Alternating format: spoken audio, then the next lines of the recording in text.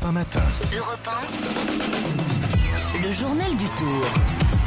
Et direction Salis de Béarn, d'où part tout à l'heure la 18e étape du Tour de France. Bonjour Bérangère Bonte. Bonjour Aymeric. Le Tour semble un petit peu joué, puisqu'Alberto Contador reste en jaune à la sortie des Pyrénées, même si Andy Schleck s'est imposé hier au sommet du Tourmalet. Oui, après une échappée de 7 hommes qui malheureusement pour eux sera vite oubliée, on signalera quand même la présence du Français, Rémi Poriol. Mais oui, c'est vrai, Schleck et Contador ont fait les 10 derniers kilomètres à deux. Contador dans la roue de Schleck, qui n'a jamais réussi à le lâcher. Certains sont déçus, frustrés de ne pas avoir assisté à un combat plus âpre. Pour Andy Schleck, en tout cas, c'est la deuxième victoire d'étape après celle d'Avoriaz. Je suis super content, j'ai gagné une super étape. Il y a toujours le contre-la-montre. Bien sûr, sur le papier, je ne suis pas le meilleur contre-la-montre, mais j'étais sur le papier avant aussi. Contador, il était un meilleur grimpeur. J'ai prouvé que c'est différent et peut-être contre la montre c'est différent.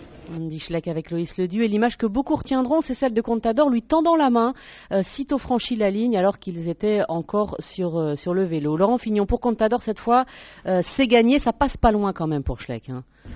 On a senti dans cette étape du Tourmalet que le niveau des deux coureurs est très très proche.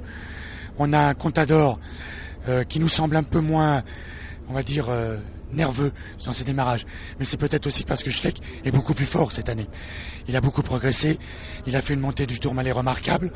Bien sûr, il n'a pas lâché Contador, mais qui lâche Contador dans l'école? Personne pour l'instant. Donc il a fait tout ce qu'il devait faire. La déception est peut-être au niveau de son équipe. Schleck qui n'avait pas à sa disposition les hommes qui pouvaient lui permettre de mener une tactique de loin et peut-être harceler un peu plus Contador. Oui, Schleck et Contador terminent avec 1 minute 18 d'avance sur Joaquin Rodriguez l'Espagnol. Un peu plus loin, il y a Esgedal et dans la foulée, Samuel Sanchez et Denis Menchov.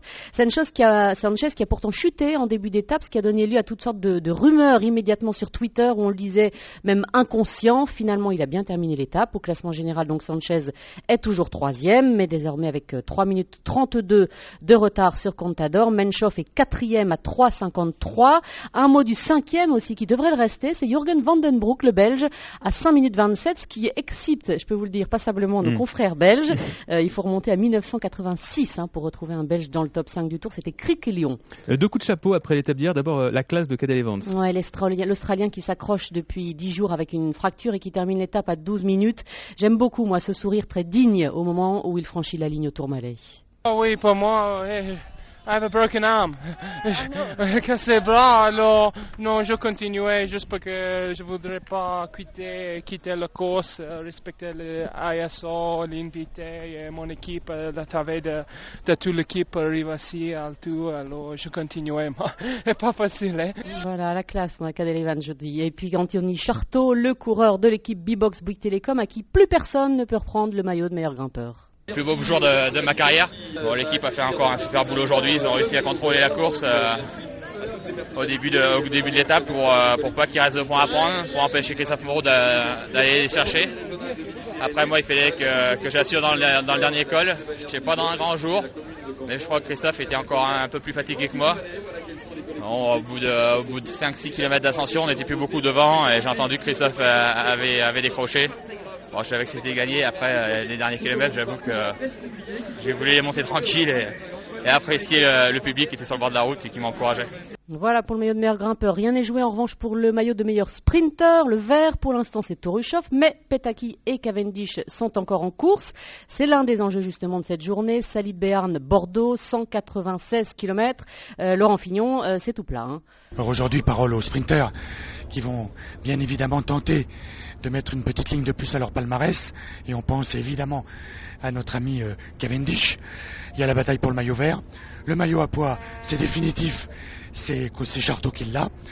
Oui, voilà, on va tenter de récupérer pour les leaders et se battre dans le prochain contre-la-montre qui sera décisif pour la victoire du Tour. Et puis voilà, le Tour a été magnifique. On est tous contents. Oui, c'est vrai que c'était un grand cru. Merci Laurent Fignon. Et dans le camp Cavendish, même sans le poisson pilote Renshaw qui a été exclu, on y croit à l'image du Belge Maxime Montfort. L'étape est malgré tout assez longue, donc il ne faudra pas laisser partir un groupe trop important pour pouvoir contrôler plus facilement derrière et faire le travail qu'on a déjà fait à 4 reprises et ça a marché 3 fois. Donc Donc voilà, on espère que ça marchera bien pour nous. Bernard Heisel peut très bien remplacer Renshaw, peut-être pas aussi bien, mais en tout cas il sait comment faire, il sait où le placer. Et puis surtout, Cav revient dans une très grande forme. Et donc je pense que s'il est bien emmené, ça devrait aller. Maxime Montfort, le coéquipier de Cav dans l'équipe HTC Columbia. Et puis Bérangère, on va terminer comme chaque jour par un souvenir de fou rire sur le Tour. Ouais, aujourd'hui Daniel Manjas, la voix de la grande boucle, c'est son 37e comme speaker, et ça 37e grande boucle comme speaker, et ceux qui connaissent son visage un peu creusé vont d'autant plus apprécier. C'est arrivé un matin d'étape, ou un soir d'étape plus exactement. Un couple vient vers moi et le monsieur dit on peut se prendre en photo avec vous. Je dis oui. Le mari prend la photo, donc j'avais le gamin dans les bras, la femme qui me tenait par le cou. Et puis au moment où il prend la photo, il me dit on peut en prendre une deuxième, on l'agrandira dans la chambre de la petite. Je me dis populaire à ce point-là. Et au moment où il prend la deuxième photo, il fait oh merci Pierre Bachelet, ce que vous êtes sympa. Et alors autour de moi tous les copains riaient. Moi j'ai pas osé leur dire que j'étais pas Bachelet. C'est vrai qu'après il y a eu le fou rire parce que je suis quelque part dans la chambre d'une petite fille qui croit avoir Pierre Bachelet qui n'a que le speaker du Tour de France. Voilà, mais c'est drôle parce que je m'en doutais de la chute. C'est vrai que c'est vrai. Oui, on y pense un peu. Il y a ressemblance. De ça, effectivement, Daniel Manjas. Si, il y a une ressemblance. Oui, c'est vrai. Bon, je voudrais saluer Émeric pour finir Fabrice G qui était à mes côtés tous les matins pendant ce Tour de France pour réaliser ce journal du Tour, compère évidemment et complice indispensable. Voilà, c'est fait. Merci beaucoup Bérangère. On vous souhaite évidemment bonne route. La route continue, hein. La route, absolument.